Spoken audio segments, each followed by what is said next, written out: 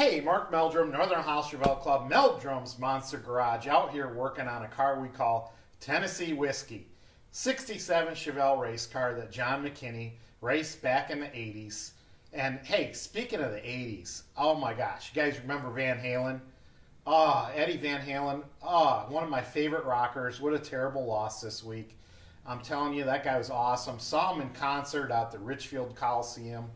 My wife is just, she's just mortified by his loss. But I'll tell you what, this car, I'm going to start it up for you today. Got a lot of bugs worked out of it. And when this car starts up, she said it sounds like the start of Hot for Teacher when Van Halen has that drum roll going. And this car just pops like a drum roll, I tell you. Eddie Van Halen. Hey, George, did you know this? Kiss actually discovered Van Halen and told their management company to sign Van Halen to a record deal, and that's how they got their career started. And of course, saw Eddie Van Halen's guitar back at the Rock Hall of Fame this month. They put that on my Facebook page. That was pretty cool. But hey, another fact: I was reading an article in the Detroit Free Press, and they were talking about Valerie Bertinelli, of course, the ex-wife of Eddie Van Halen, but as far as I know, they stayed good friends, according to this article. And did you know she was a GM brat? You know, I'm a GM brat. My dad was an executive at GM, and I'm sure their career paths kind of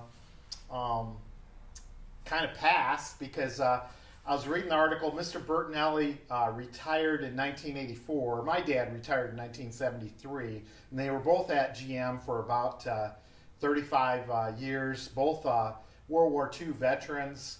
So it was kind of cool to see that we had something in common, I guess. Yeah, I'm a GM brat. My dad drove home all the new cars, and we got to try them out and whatnot. Of course, my brothers got all the muscle cars. I was a little younger and didn't get to enjoy as many cars as they did over the years. But anyway, hey, let's get back to the 67 Chevelle. I'm going to start it up for you.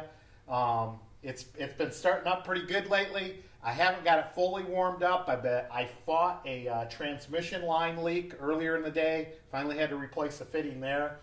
I have a Holley double pumper I ordered on eBay, but the fuel floats must be off or screwed up or something. I tried to adjust them. I couldn't get them right.